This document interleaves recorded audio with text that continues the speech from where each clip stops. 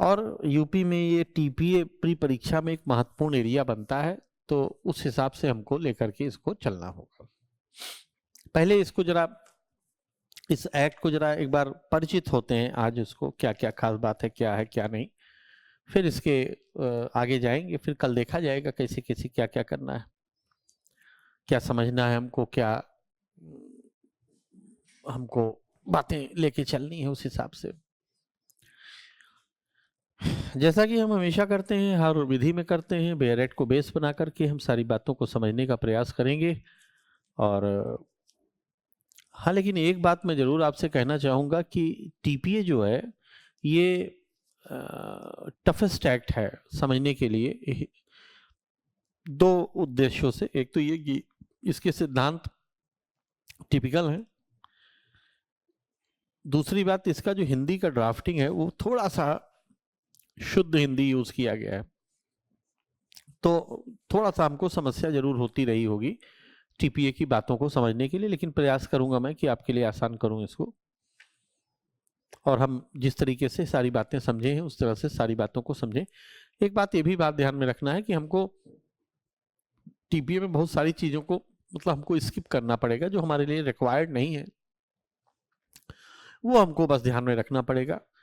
मैंने आपको 20 करीब टॉपिक बताए हैं, 20 का टॉपिक वो कुल मिला के 28-29 टॉपिक बन जाते हैं। बंधक में काफ़ी टॉपिक रहते हैं, पट्टे में 3-4 टॉपिक रहेंगे, दान में आपके 3-4 टॉपिक्स हैं, तो वो कुल मिलाकर के बन ही जाते हैं, करीब 35-40 पॉइंट बनते हैं, टॉपिक बनते हैं। उतना बहुत है आपके लिए टीपीए के संदर्भ में। बाकी एक सामान्य समझ अगर डेवलप हो जाए तो हमारा काम और आसान हो जाता है। जो इम्पोर्टेंट बात है वो ये है कि अगर आप अपने इंडेक्स में चले जाएं और धारा उस जो 5 है, धारा 5 है, उस धारा 5 के ऊपर जो चैप्टर है यानी चैप्टर 2, जरा उस पर आप विचार करें कि वो क्या है। वो एक बहुत इंपॉर्टेंट बात हमको बताता है। देखो रश्मि, एक बात ध्यान रखना, मैंने पहले बता दिया है कि ज्यादा इधर उधर क्वेश्चन दिमाग ना उड़ाना, चुपचाप बस जो मैं कह रहा हूं करती चलो। उल्टा सीधा क्वेश्चन पूछोगी सब साफ हो जाएगा। तुमने पढ़ा, पॉइंट अनक्लियर है, एकदम चुपचाप बस सुनती चलो। कोई भी पॉइंट ऐसा नहीं होगा जो अनक्लियर रहेगा। अभी तक नहीं हुआ है, ना कॉन्ट्रैक्ट में, ना आईपीसी में, ना हिंदू लॉ, ना मुस्लिम लॉ, इवन सीआरपीसी में भी नहीं, किसी भी लोकल लॉ में नहीं, तो अब क्यों होगा। एकदम ध्यान से जो मैं कह रहा हूं एकदम दिमाग में उसको बैठाते हुए चलिए। अध्याय 2 जो है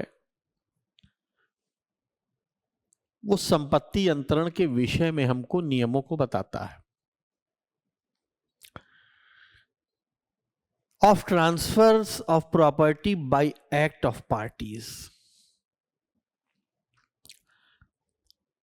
ये इंपॉर्टेंट नहीं है कि ये हमको ट्रांसफर के बारे में बताता है, बल्कि उसके साथ जो 3-4 शब्द लिखे गए हैं वो बहुत इंपॉर्टेंट है।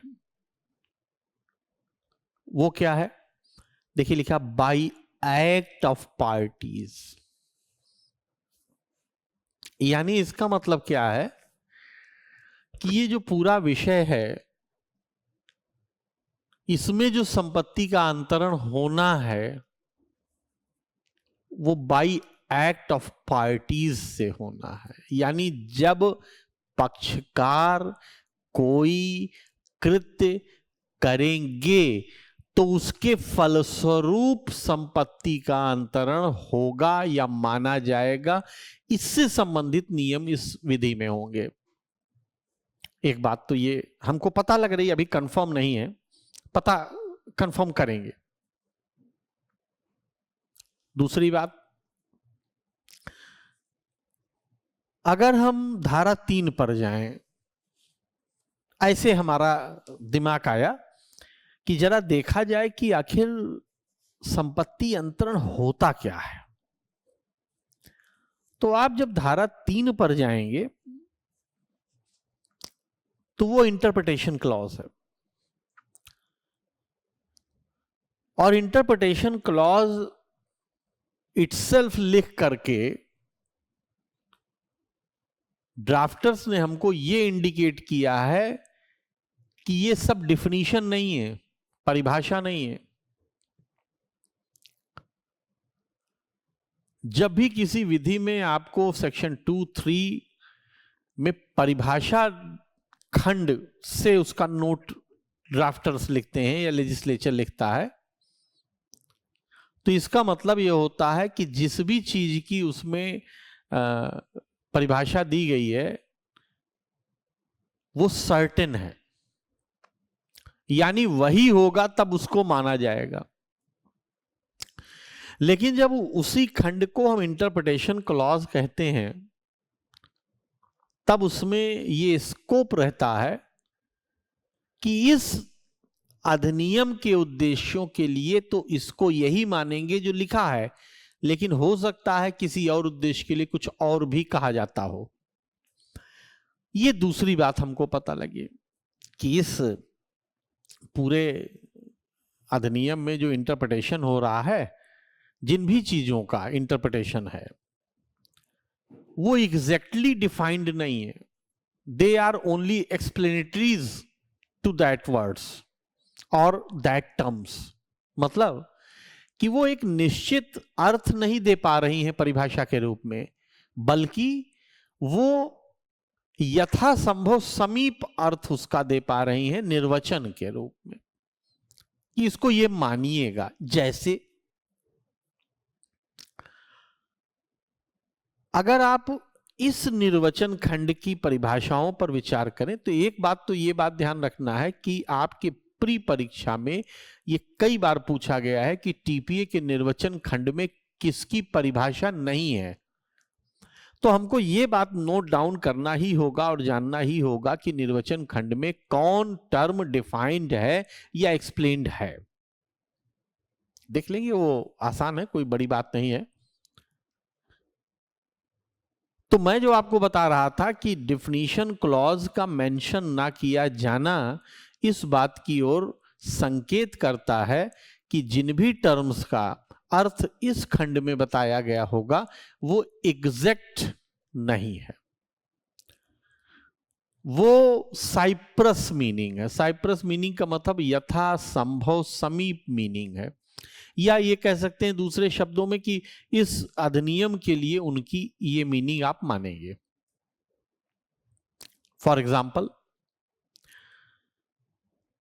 जिस चीज के बारे में ये अधिनियम है, ट्रांसफर ऑफ प्रॉपर्टी, उसी को इसमें डिफाइन नहीं किया गया, ना प्रॉपर्टी को और ना ट्रांसफर को। अगर आप सेक्शन 3 की बात करें तो if I read accordingly verbatim the terms given in section 3 of TPA, they are immovable property, instrument, attested, registered, attached to the earth, actionable claim, a person to have notice, और फिर explanations है समझाने के लिए। इतनी चीज का निर्वचन है, बाकी नहीं। संपत्ति को भी बताया नहीं, संपत्ति को तो बताया नहीं, और बता रहे हैं कि अचल संपत्ति क्या नहीं होगा, अचल संपत्ति क्या होगा ये नहीं बताया। They are section 3 didn't explain what is immovable property, it only provides what is not immovable property, क्या नहीं होगा। मैंने आपसे पहले कहा था कि डिफिनीशन क्लॉज में, एक्सप्लेनेशन क्लॉज में अगर डिफिनीशन शब्द का यूज नहीं किया गया है, इसका मतलब यही है कि जिस भी चीज की डिफिनीशन यहां होगी या अर्थ होगा या व्याख्या होगी वो यथासंभव समीप होगी, एग्जैक्ट नहीं होगी। और देखिए परिलक्षित है। तो संपत्ति का अर्थ हमको पता नहीं लगा कि क्या है इस खंड से। अचल संपत्ति को ये क्यों कह रहे हैं ये भी हमको नहीं पता लगा कि आखिर बता क्यों रहे हैं, ये क्यों बताया इन्होंने कि अचल संपत्ति ये नहीं होगी। पहले डिफाइन करते तब बताते। लेकिन एक बात हमको क्लियर हुई, संपत्ति क्या है ये तो क्लियर नहीं हो पाया,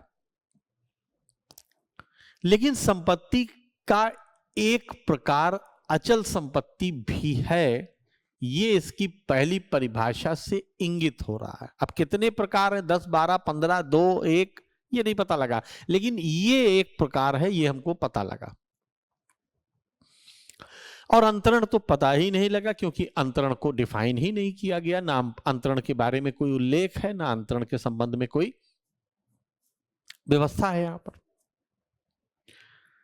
अब दूसरी बात, अगर हम दूसरी बात पर जाएं कि अंतरण के बारे में तो कोई उल्लेख है नहीं यहां पर, और ये पूरी विधि अंतरण के बारे में ही है। इसका मतलब है कि अगर अंतरण इस सेक्शन में नहीं है तो इसका मतलब अंतरण इसके आगे दिया गया होगा, कहीं ना कहीं तो दिया ही होगा, क्योंकि विधि उसी के बारे में है। अगर हम फिर से इंडेक्सिंग पर जाएं और ये समझने का प्रयास करें कि क्या अंतरण इस विधि में या इस एक्ट में आगे दिया गया है, तो निर्वचन खंड में अगर नहीं दिया गया है, एक सामान्य लॉजिक की बात मैं कर रहा हूं, बुद्धिमत्ता की बहुत बात नहीं है, एक बहुत ऑर्डिनरी प्रूडेंस की बात अगर मैं करूं, तो मैं ये कह सकता हूं कि अगर कोई टर्म डिफाइन नहीं है उसके परिभाषा या इंटरप्रिटेशन क्लॉज में, तो जिस चैप्टर में वो इंटरप्रिटेशन क्लॉज है या वो परिभाषा है, खंड है, उस पूरे चैप्टर में वो डिफाइन नहीं होगा, क्योंकि जहां पर उसका मुख्य सेक्शन था वहीं डिफाइन नहीं है, तो वहां नहीं है। इसका मतलब है कि वो इसके आगे के चैप्टर्स में होगा। अब आप देखिए चैप्टर 3 के नाम पर विचार कीजिए। लिखा है स्थावर संपत्ति के विक्रयों के विषय में। तो फिर से स्थावर संपत्ति का उल्लेख हुआ और एक नए टर्म का उल्लेख हुआ जिसे सेल कहा है इस चैप्टर ने। इसका मतलब हमको ये लॉजिक हमारी समझ में आई कि जरूर ये अंतरण होना चाहिए। अब अंतरण क्या है हमको मालूम नहीं, ये एग्जैक्टली अंतरण है या नहीं ये भी मालूम नहीं, हम एक कयास लगा रहे हैं ड्राफ्टिंग के एक तरीके से। सामान्य जो इंटरप्रिटेशन के रूल्स होते हैं उन रूल्स के हिसाब से हम चल रहे हैं। मैं आपको ये मान के चल रहा हूं कि हम पहली बार टीपीए पढ़ रहे हैं और हमको इसके संबंध में कुछ भी नहीं मालूम।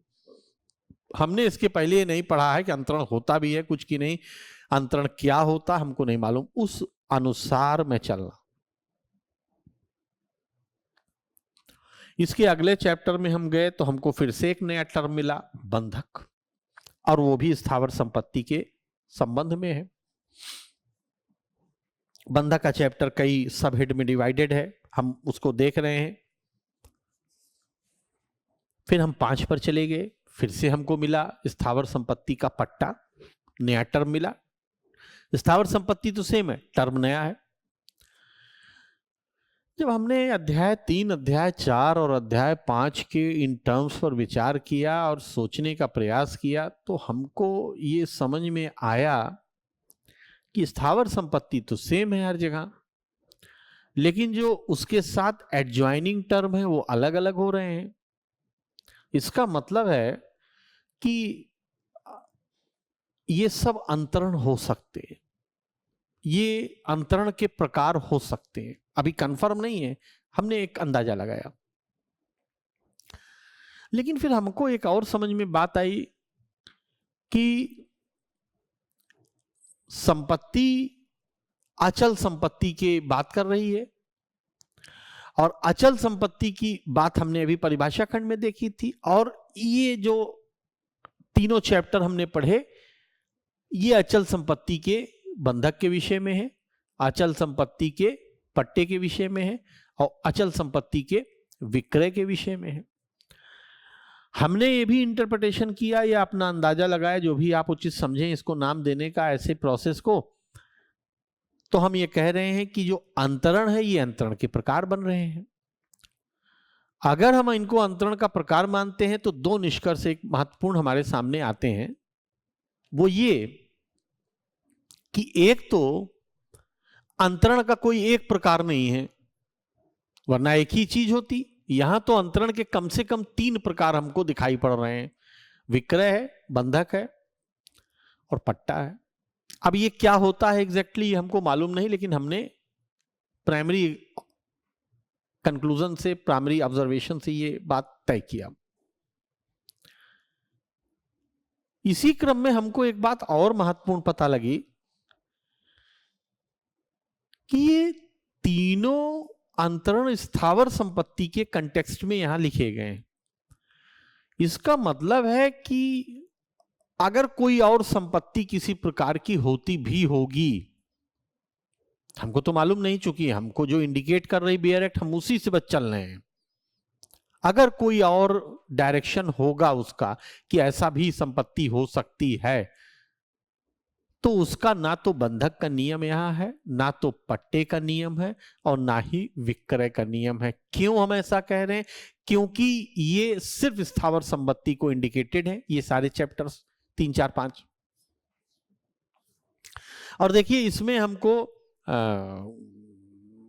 कोई रॉकेट साइंस हमने नहीं लगाया है। हमने किसी किताब, किसी निर्णय, किसी एक्सप्लेनेटरी, किसी जूरिस्ट का मदद नहीं लिया। एक सिंपल ले मैन का जो प्रूडेंस होता है उस लिहाज से हमने इस एक्ट को पढ़ना शुरू किया, समझना शुरू किया कि लाओ देखें इसमें क्या क्या है। और आप इस बात को नकार, जितने भी हमने अभी तक जितने भी हमने कंक्लूजन्स लिए हैं, आप उनको नकार नहीं पाएंगे कि नहीं आप गलत कह रहे हैं।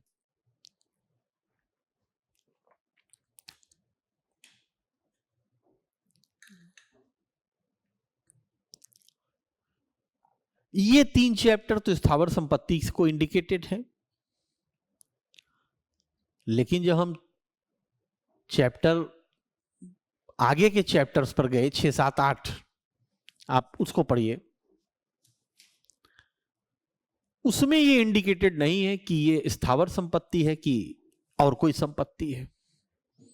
उसमें सिर्फ एक टर्म डिफाइंड है, एक्सचेंजेस, गिफ्ट और एक्शनेबल क्लेम का अंतरण लिखा गया है। जब हम चैप्टर 6 और 7 को पढ़ा हमने, तो हमको विनिमय और दान मिला।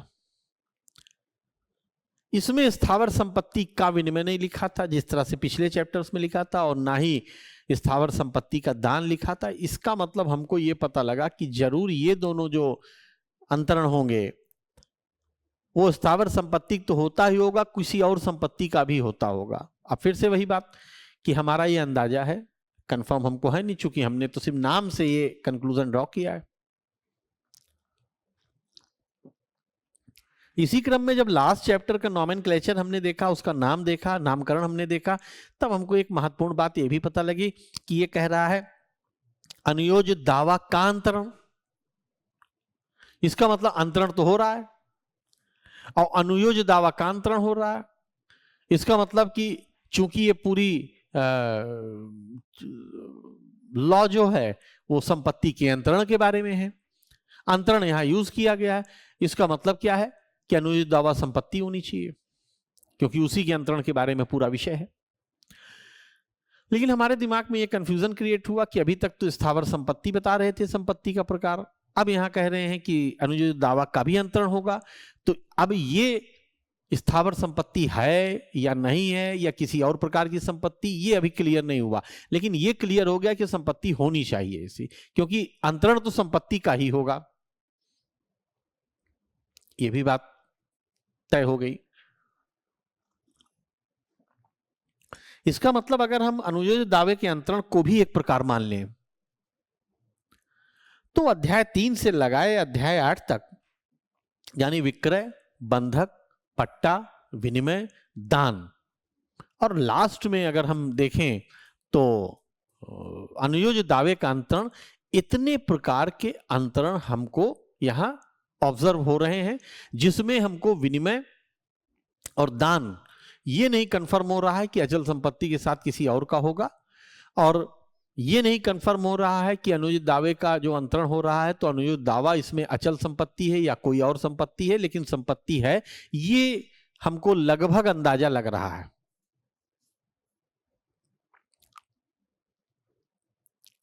यहां तक आपको कोई प्रश्न है तो आप पूछिए। ध्यान रखना है, प्रश्न पूछने का जो पैटर्न है या जो आपको पूछना है, जो मैंने आपको बताया है उसको आपको कोरिलेट करने में कोई दिक्कत हुई हो तो आप बताइएगा, कल्पना की उड़ान वाला नहीं। पूछ लीजिए आप प्रश्न कि आपने ये कहा तो ये कैसे कहा, ये मेरे समझ में नहीं आया।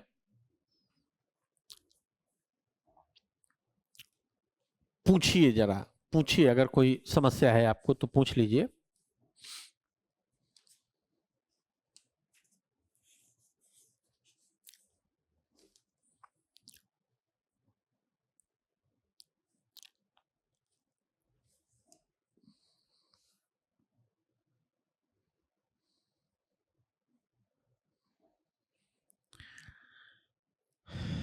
अगर कोई समस्या नहीं है आपको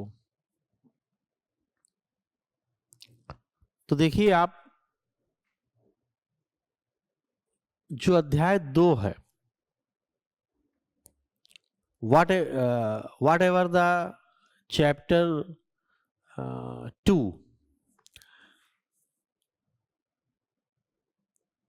हम कह रहे हैं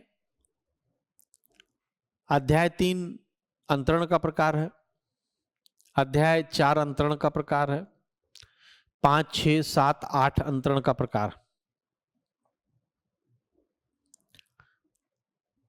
अंतरण का प्रकार अगर हम उसको कह रहे हैं, उस ट्रांजैक्शन को, उस संव्यवहार को, तो इसका मतलब हम ये कह रहे हैं कि अंतरण कितने प्रकार से हो सकता है, इसके प्रकार हैं वो। जैसे हमने पढ़ा कि 190 में संज्ञान 3 प्रकार से लिया जा सकता है, उसी प्रकार से यहां तक क्लियर। अब मैं आप लोगों से एक बात पूछता हूं, मैं देखिए लिख रहा हूं, इसे लिख के पूछ रहा हूं।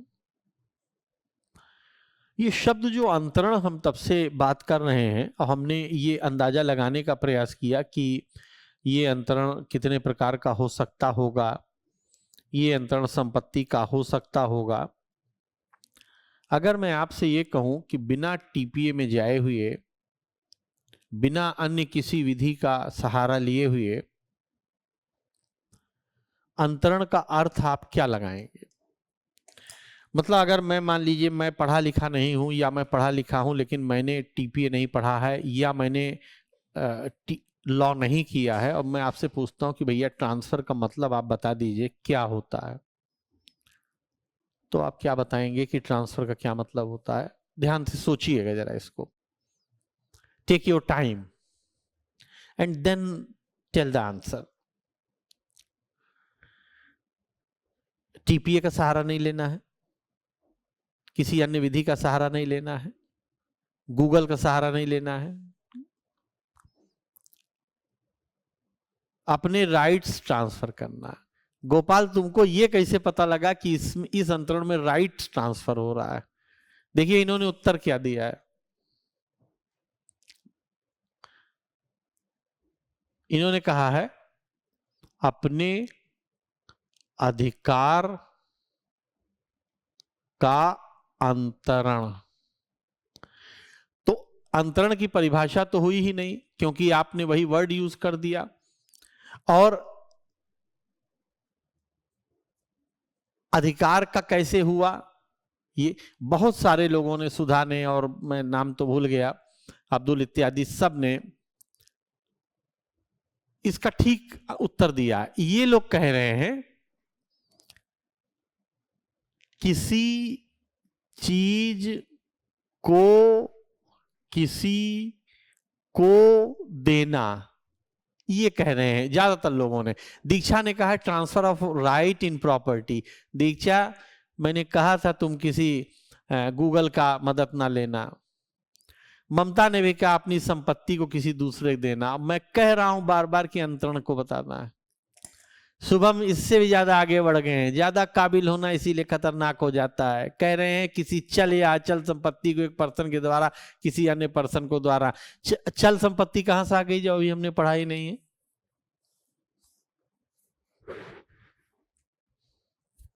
गौरव कह रहे हैं कि अपने हक को छोड़ देना। कैसे पता लगा हक को छोड़ देना अंतरण का मतलब है?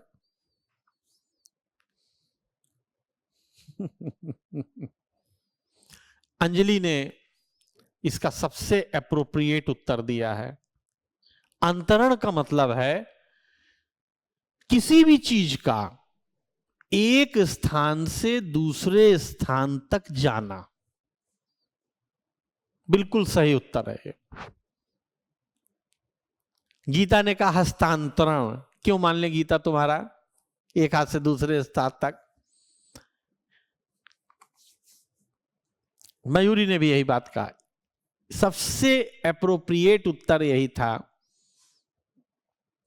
कि कोई भी चीज एक स्थान से दूसरे स्थान तक अगर जाती है तो हम कहते हैं वो ट्रांसफर हो गई। जैसे ये बॉटल यहां रखी है, इसको उठा करके अगर मैं यहां रख दूं, ये अपने पास अपने हाथ में ले लूं, तो ये कहा जाएगा ये वहां से यहां ट्रांसफर हो गई, अंतरित हो गई है। सिर्फ अंतरण की मीनिंग में बता रहा हूं।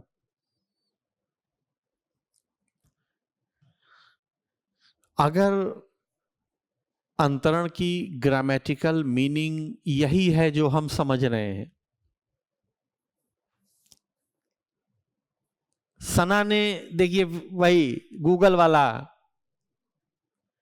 ये कह रही हैं एक पर्सन से दूसरे पर्सन को ओनरशिप ट्रांसफर करना। अभी मैं ओनरशिप पूछ लूंगा तो नहीं बता पाएंगे। यही आप लोगों में कमी है। तुरंत अपने ऊपर विश्वास है, तुरंत गूगल करके देखने लगे या कोई किताब में देखने लगे, लाओ बता दें कैसे। रचना कह रही किसी व्यक्ति को के द्वारा किसी अन्य व्यक्ति को कोई चीज दिया जाना। ये कैसे मालूम इसमें दिया जाता है? नहीं, मैंने क्या कहा था? लेमैन लैंग्वेज में सोचना है। लेमैन लैंग्वेज में इसका अर्थ है कोई चीज एक स्थान से दूसरे स्थान पर चली जाए तो उसे अंतरण कहते हैं। अब इस परिभाषा को, यानी कि एक चीज स्थान से दूसरे स्थान जा रही है, अगर हम संपत्ति के अंतरण पर जोड़ दें तो इसका मतलब है कि इस पूरी विधि में संपत्ति एक स्थान से दूसरे स्थान तक जाएगी, इसके बारे में नियम बताए गए हैं। कैसे जाएगी एक बात हो गई। दूसरी बात है बंधक, विनिमय, पट्टा, दान, विक्रय, जितने भी ट्रांजैक्शन को हमने अभी ये तय किया है कि ये सब अंतरण के प्रकार हैं, तो हम ये कह सकते हैं कि बंधक, विक्रय, विनिमय, दान, ये जितना चीज है, ये जब किया जाता है तब संपत्ति का अंतरण हो जाता है। इसका मतलब संपत्ति एक स्थान से दूसरे स्थान को चली जाती है। इतना हमने एकदम बिना किसी सहायता के, बिना किसी एक्स्ट्रा एफर्ट के, सामान्य लॉजिक से पता किया। अब्दुल, मैंने क्या कहा था? ज्यादा दिमाग लगाओगे साफ हो जाओगे।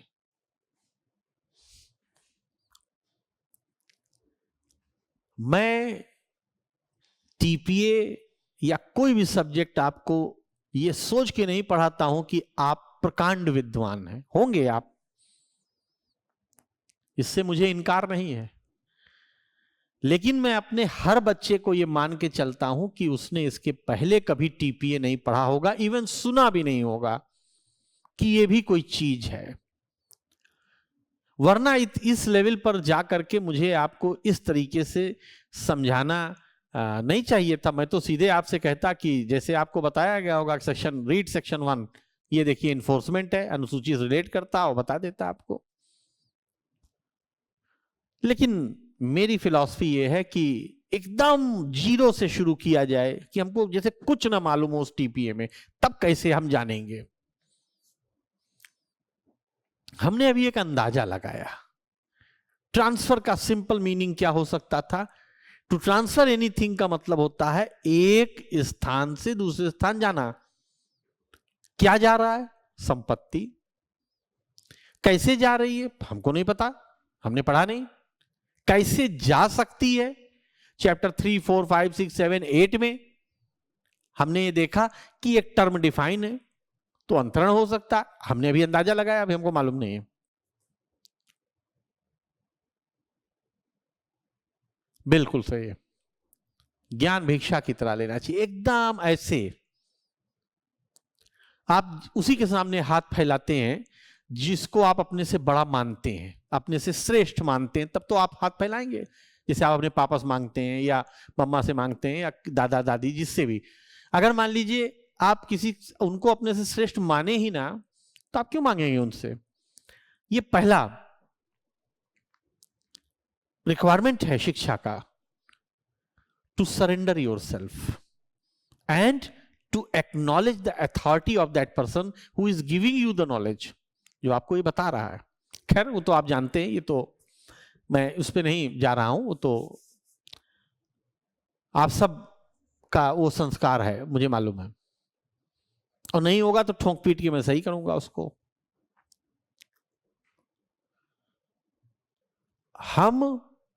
हमने ये कंक्लूजन अभी तक ड्रॉ किया, ये सही है नहीं सही है अभी कसौटी करता जाएगा आने वाले समय में, देखा जाएगा कि क्या हमने सही किया, सोचा था कि गलत सोचा था। गलत सोचा होगा रेटिफाई करेंगे, सही सोचा होगा कंफर्म करेंगे। यहां तक हमको पता लग गया। कुछ और पता करने के लिए अगर हम फिर से चैप्टर 2 पे जाएं, जरा आप चैप्टर 2 पे जाइए, आप देखेंगे कि चैप्टर 2 के, अच्छा इसके पहले कि हम चैप्टर 2 पे जाएं, हमने अभी भी तय किया है कि चैप्टर 2 में ट्रांसफर से संबंधित सिद्धांतों का वर्णन है, और उसके आगे के चैप्टर्स में टाइप्स ऑफ ट्रांसफर का वर्णन है, यानी अंतरण के कितने प्रकार हो सकते हैं इसका वर्णन है। अगर आप देखें तो धारा 5 से लेकर के 53A तक का विस्तार है इस चैप्टर का, यानी धारा 5 से लेकर के और 53 का तक। लेकिन धारा 5 से लेकर धारा 37 को सब टॉपिक में बांटा गया है अगर आप देखेंगे, और वहीं से हमको पता चलता है कि संपत्ति का एक प्रकार और है, उसको चल संपत्ति कहते हैं। अब ये होती क्या हमको मालूम नहीं चला, लेकिन वो कैटेगरी से हमको पता लगा कि अच्छा 2 प्रकार है इसका मतलब संपत्ति का, चल और अचल। और सबसे खास बात यह है जिस पर अभी तक आपने विचार नहीं किया होगा कि अध्याय 2 के जितने नियम धारा 5 से 37 तक में दिए गए हैं वो दोनों संपत्ति पर लागू होते हैं, यानी चल पर भी लागू होंगे अचल पर भी लागू होंगे। जो भी नियम है, what ever rules given under दो सेक्शंस, जो भी नियम है। लेकिन धारा 36 से 53 का तक जितना नियम है वो सिर्फ और सिर्फ अचल संपत्ति पर ही लागू होगा।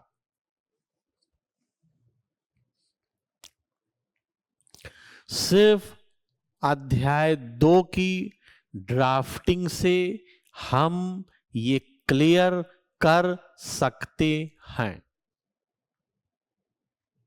आप ऑब्जर्व कर लीजिए, आप उसको देख लीजिए, सेल्फ एक्सप्लेनेटरी है।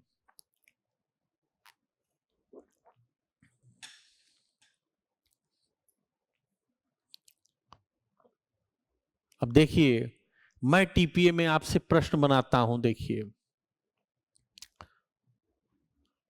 धारा 35 देखिए क्या है।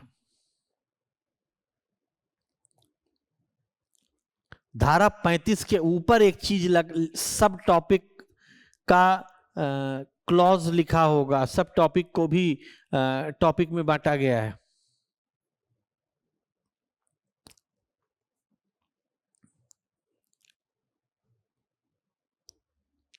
बांटा गया है। क्या है? निर्वाचन, इंग्लिश में इलेक्शन।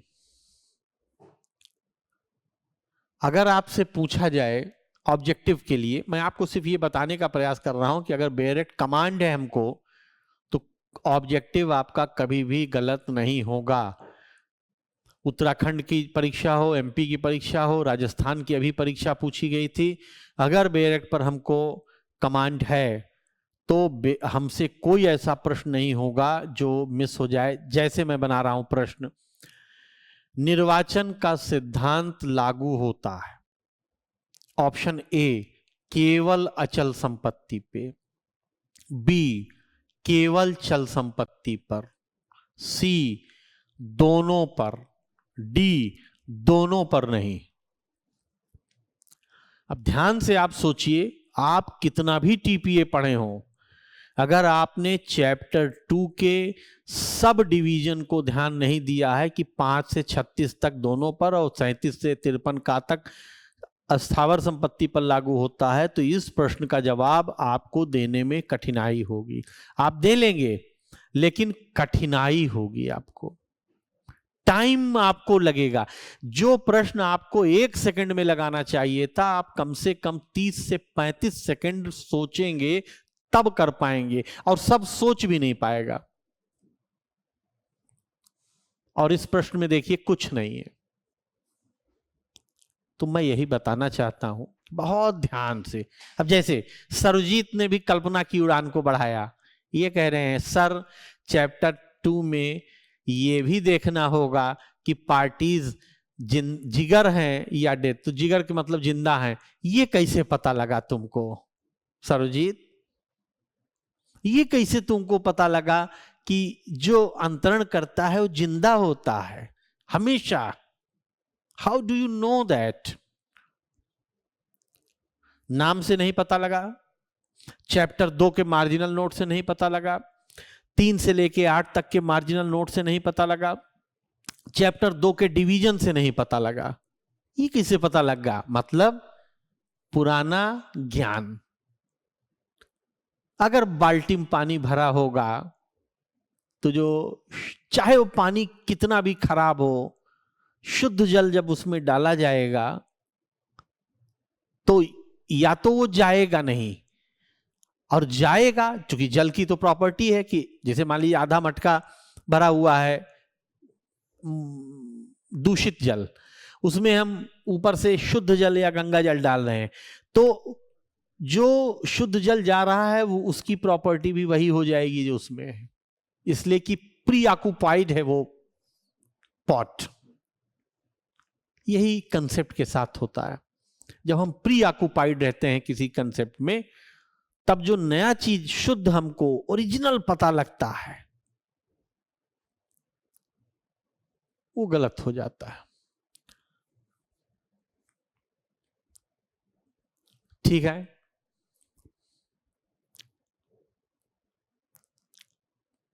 ठीक है, 38 होगा।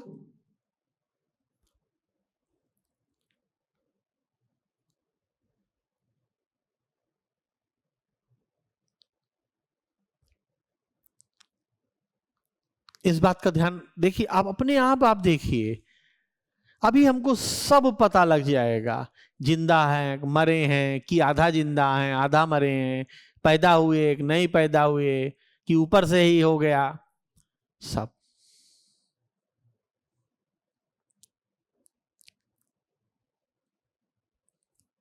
ठीक है भाई, 36 नहीं 38 से शुरू है, वो जान लो। निर्वाचन दोनों पर लागू हो रहा है, हमको इससे मतलब है बस। बहुत इंपॉर्टेंट बात है। मैंने कितने लोगों को मॉक में रैगिंग किया है इसी बात पर।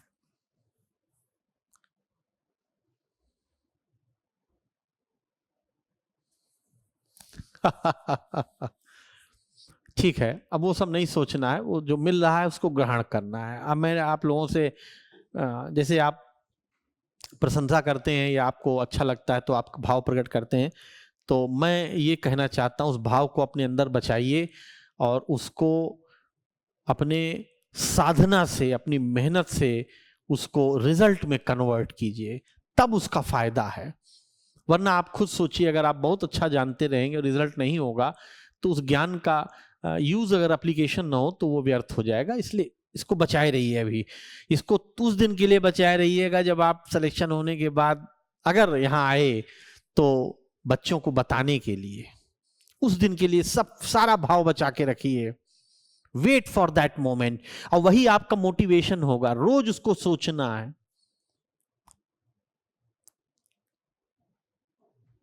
और आप देख लीजिए, आप एकदम, हमने कोई भी ऐसा कंक्लूजन नहीं किया है, ऐसा कोई भी निष्कर्ष इस 50-45 मिनट के पीरियड में नहीं निकाला है जो हमको सिवाय मार्जिनल नोट पढ़ने के कुछ और पढ़ने से पता चलता हो।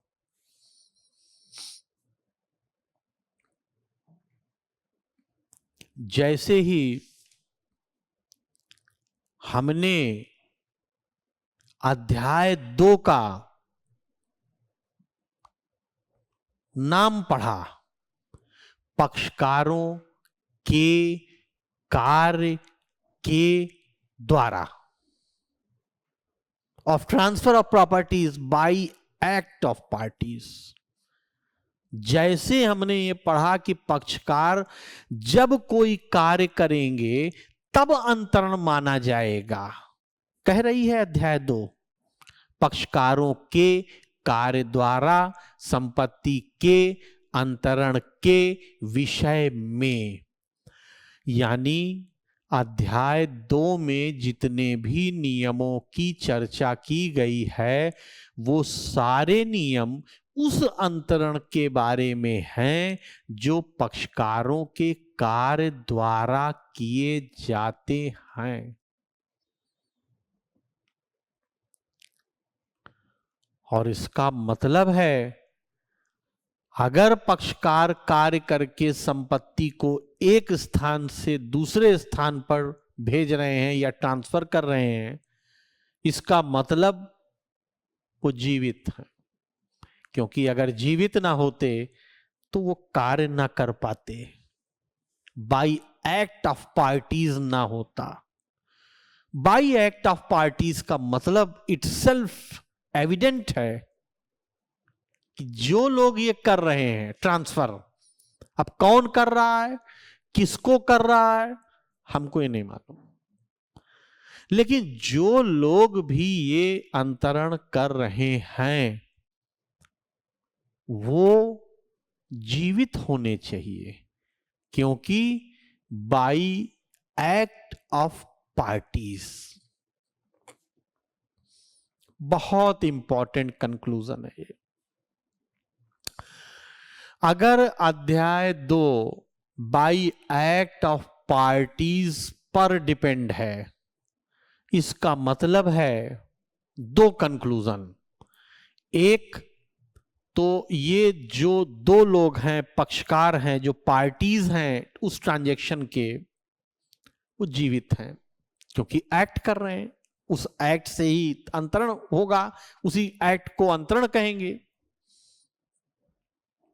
और दूसरा, इसका मतलब है संपत्ति का अंतरण पक्षकारों के कार्य के बिना भी होता होगा, लेकिन वो टीपीए से गवर्न नहीं है। टीपीए उससे कोई मतलब नहीं रखती है। टीपीए सिर्फ संपत्ति के अंतरण से वास्ता रखती है, एक बात।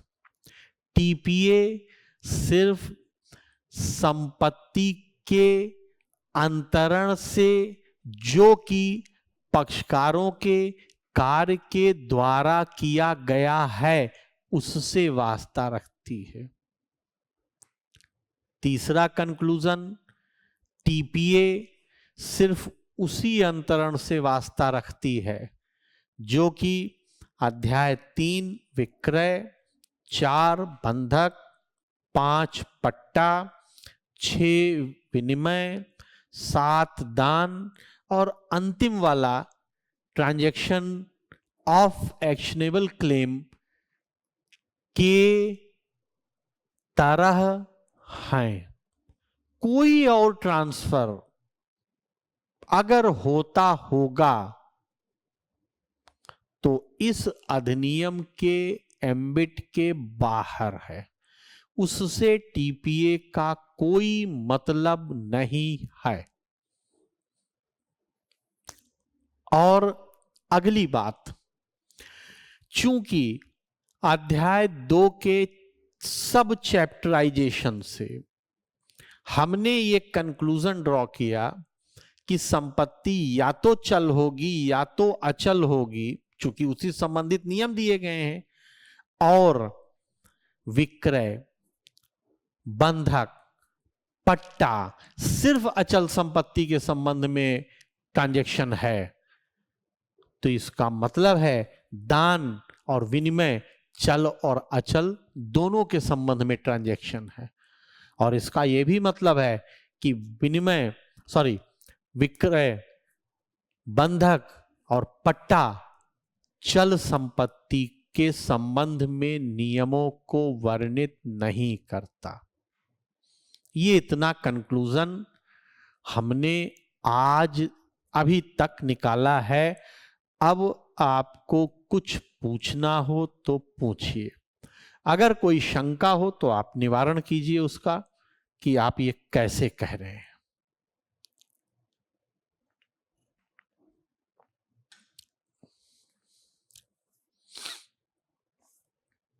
एकदम आराम से आज और कल चलना है, एक फाउंडेशन हमारा बन जाए, उसके बाद हम आगे देख लेंगे, आगे समझेंगे उसको।